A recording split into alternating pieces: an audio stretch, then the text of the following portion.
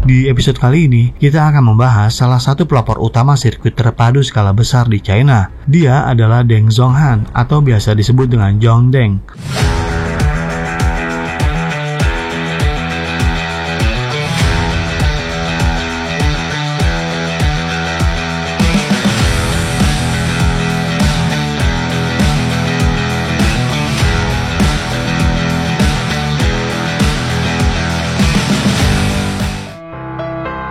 John berasal dari Nanjing Jiangsu, pemegang gelar PhD di bidang teknik elektro dan ilmu komputer, gelar master dalam fisika dan gelar master dalam bidang ekonomi dari Universitas Berkeley, California pada tahun 1997.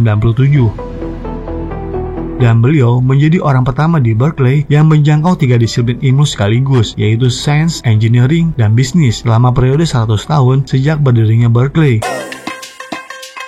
Seri Xinguang dari chip multimedia digital di bawah komandonya telah mencapai tingkat terkemuka di dunia dan diadopsi oleh Samsung, Apple, Sony, HP, Lenovo, dan lain-lainnya.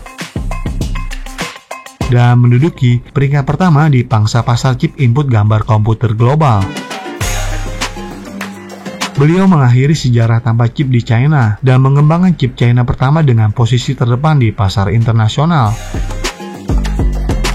Dan bagaimana dia membuat chip pertama China di bawah tekanan Amerika.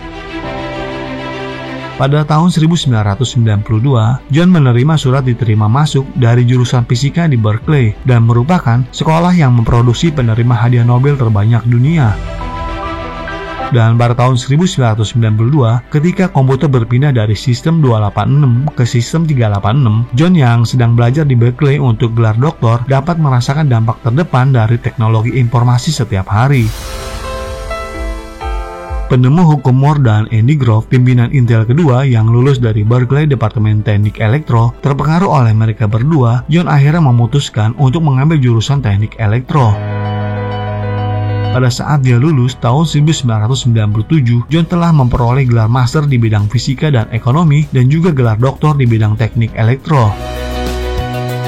Ketika pemikiran bisnis dan pemikiran teknis saling terkait, kehidupan John Deng juga mulai bergerak menuju jalan yang lebih luas.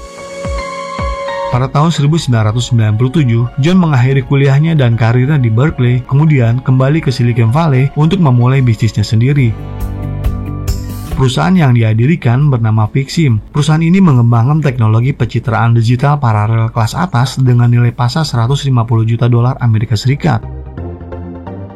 Ketika John bertemu dengan Zhou Guangzhou, ketua Asosiasi Sains dan Teknologi China, beliau menceritakan dilema pengembangan bidang chip China kepada John dan mengajukan pertanyaan yang mungkin harus diambil oleh industri semikonduktor China. Beliau mempertanyakan, pikirkan tentang jalan baru dan cara terbaiknya. Kalimat tersebut membuat John berpikir bahwa sebagai inti dari bidang informasi elektronik, teknologi chip China harus dikembangkan. John merasa terpanggil oleh Ibu Pertiwi. Pada Oktober tahun 1999, di gudang seluas lebih dari 100 meter persegi, di gedung tua 2 lantai inilah Vmicro resmi didirikan. Bertekad untuk menggunakan ilmunya pengabdi pada tanah air, tugas berat di pundaknya sangat besar untuk memulai proyek nasional mengubah situasi bahwa China tidak memiliki chip. Pada musim dingin tahun 1999, John berpikir untuk menabung sedikit dan berjuang melewati musim dingin ini di tahun 2001. Hanya ada $1 juta yang tersisa di pembukuan dan bahaya kehabisan dana akan muncul. John dan beberapa pendiri memutuskan untuk menggunakan simpanan pribadi mereka, yaitu real estate dan saham, dijadikan jaminan untuk meminjam uang ke bank. Di satu sisi, beliau harus memimpin tim untuk menemukan pasar dan terlibat dalam penelitian ilmiah, sekaligus harus berdiri di podium mengembangkan bakat-bakat muda. Hingga akhirnya pada tahun 2001, gerbang juta pertama chip pemrosesan gambar digital skala besar Xinguang secara resmi dikembangkan, dan chip multimedia terkemuka dunia pertama dengan hak kekayaan intelektual independen China lahir mengakhiri sejarah ketiadaan chip buatan China. Di tahun-tahun berikutnya, pengembangan Vmicro memasuki jalur cepat dan chip multimedia digital diluncurkan satu demi satu. Pada bulan November tahun 2005, Vmicro berhasil terdaftar di Amerika untuk terdaftar di Nasdaq dengan teknologi intinya. Di bawah kepemimpinan John selama 20 tahun terakhir, Vmicro telah mencapai 15 terobosan besar dalam teknologi inti diterapkan untuk lebih dari 3.000 paten teknologi domestik dan asing, dan membentuk lengkap sistem teknologi chip multimedia digital. Beliau mengatakan bahwa sirkuit dan chip terintegrasi adalah kekuatan pendorong utama teknologi informasi, dan setiap kemajuan dalam industri informasi tidak terlepas dari kemajuan chip di belakangnya.